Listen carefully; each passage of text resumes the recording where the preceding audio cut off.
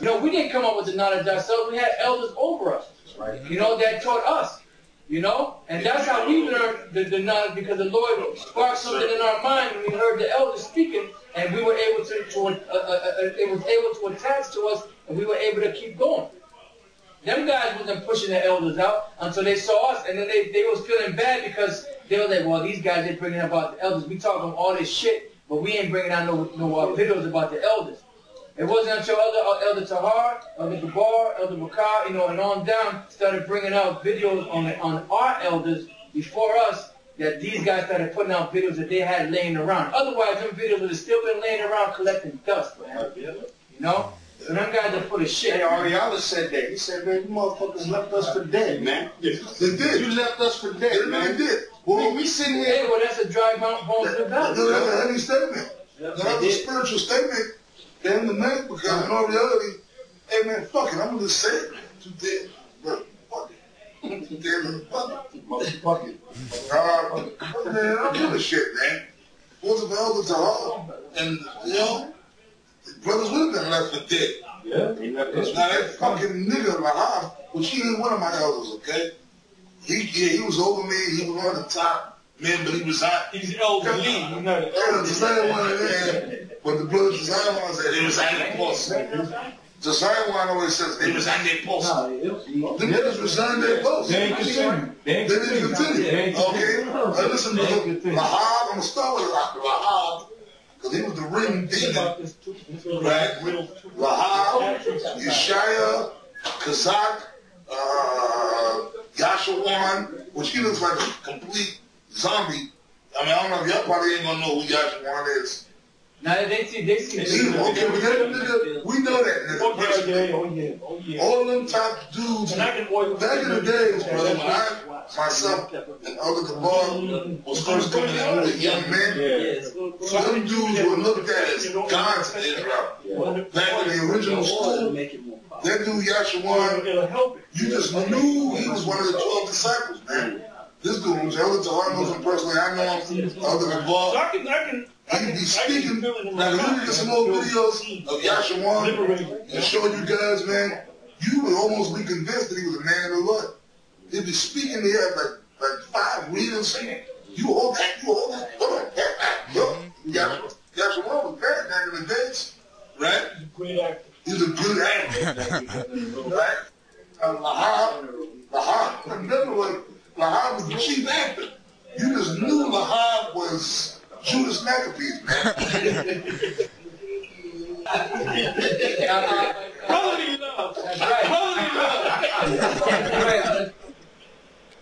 That's right. Hey, check books out, man. We like to have fun. Matter of fact, what's that? Psalms 133. Read the 8. You gotta What? And we about love, brother. That's why brothers teach you everything. And thanks to the Most High's technology that He gave to Esau, you are actually here with us. Just chilling with us, man. It's crazy, you know. Psalms chapter 133 and 1.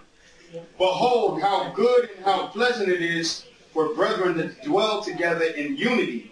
It is like the precious ointment upon the head that ran down upon the beard, even Aaron's beard that went down to the skirts of his garment. Meaning it washes all over you, man.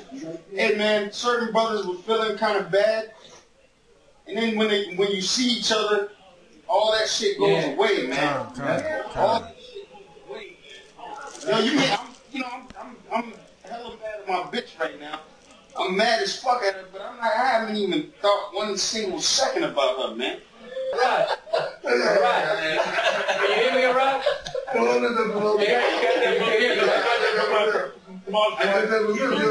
hear me out? Hey, well, if you go in the other room, there's a whole bunch of brothers in the other room. Yeah, and they just listen. You can kind of hear them. I don't know if you can hear them. I hear him. He's in the gate with every brother that have to fall, man. Because how good and how pleasant it is for brothers to dwell in unity, man. I got a You precept. hear that, right? It's Sirach 11:25. It says, "In the day of prosperity, there is a forgetfulness of affliction, And in the day of affliction, there is no remembrance of prosperity. That's a heavy scripture. Good precept. That right there, man. That's when you dealing with a prosperity, you don't have any care for anything else. And you don't remember none of the hardships you've gone through. But when you're going through a hardship, you don't. It's hard to be comforted in that hardship. Look at Job. Job had a perfect life. Yeah, no, brother, but that's a perfect example of that scripture that you're reading. Yeah, you gotta put because Job, I mean, he had everything. And he wasn't faithful to the Most High because he had everything. He was faithful to the Most High because that was in his spirit.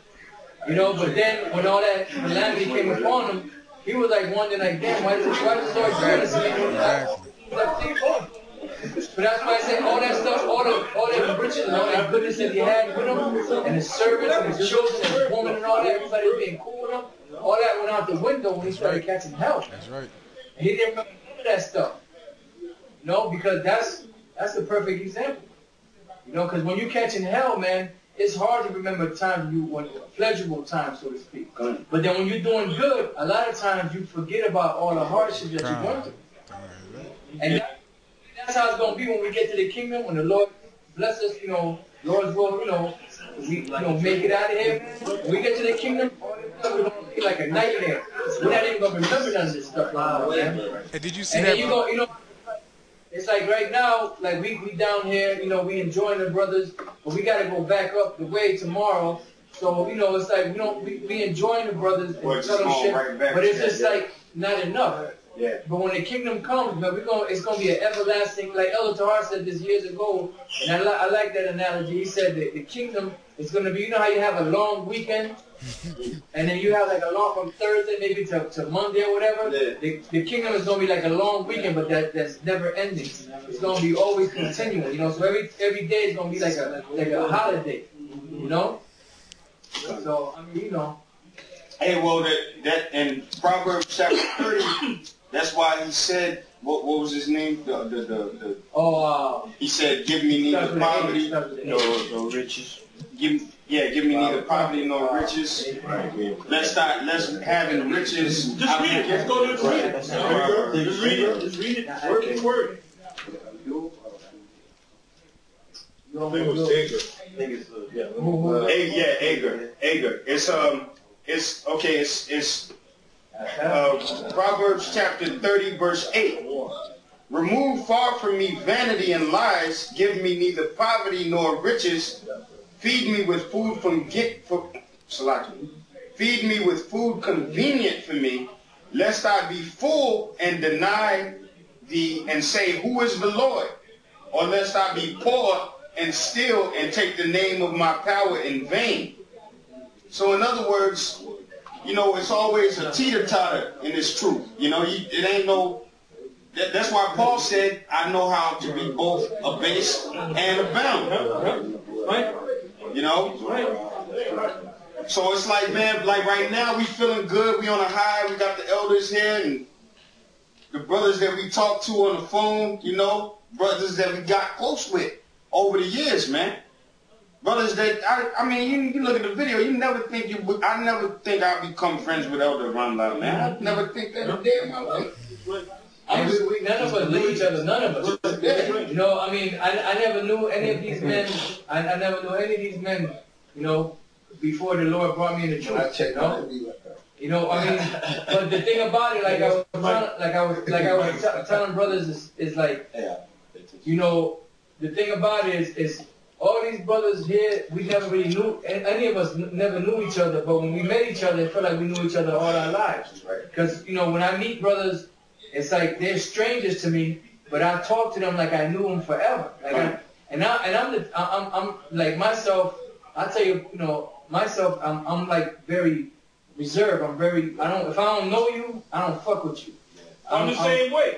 You know, I'm not a real talkative guy. Yeah, I'm just talking now. I'm just talking now because we're in the midst of brothers. Yeah. You know? I clam up. You know, when you get around me, I'm like kind of funny style. You know, like I don't. If I don't know you, I'm not fucking with you. But with brothers, it's different. Like I can meet this brother here or any brother here, and that'll be the first time I met him, if they're in the truth, the spirit, I just talk to them like I know them all my life. But any strangers out there in the world, I don't talk to them, man. You know, they'll try to talk to me, and I'll just say, you know, a few words. And in my mind, I'm like, no, this person just shut the fuck up, leave me alone. And that's spiritual, man. Yeah. Hey, when you read in the scriptures, Yahushua, when he grabbed the disciples together, Yep. he said, look, y'all was with me since the beginning of this thing, man. Yeah. So it's a bond. That's heavy, man, that you said that, because we know each other before, Yahushua said before this earth was built, man. That's right. John 17. 15 was 1 and 15 in the last verse. And it's spiritual because brothers ain't never met each other, but we know each other. So, yeah, reincarnation. That's reincarnation. That's reincarnation. You know, some of us are fathers and sons. Some of us are uncles and cousins. Some of us are brothers. Yeah. You know, like, hey, there's a brother in the room that I know for a fact one of my men got to be his son, man. They just alike in ways that don't make no goddamn sense, man. And you know, we ain't gonna give out all the details. Well, I ain't getting all into the details or nothing like that.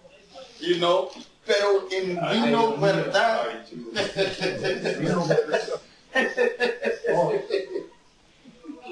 But you know, it's like you don't see it until you around each other. You're like, God, yo, this brother gotta be, you know. And I mean, you don't really dwell on it too much because that's not the point of this truth. The point is just to push the word out.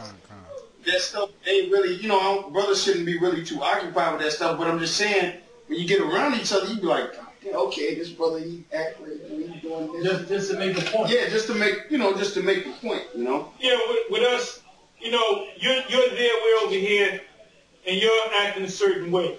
Right. You know, obviously, that's really not you. You got your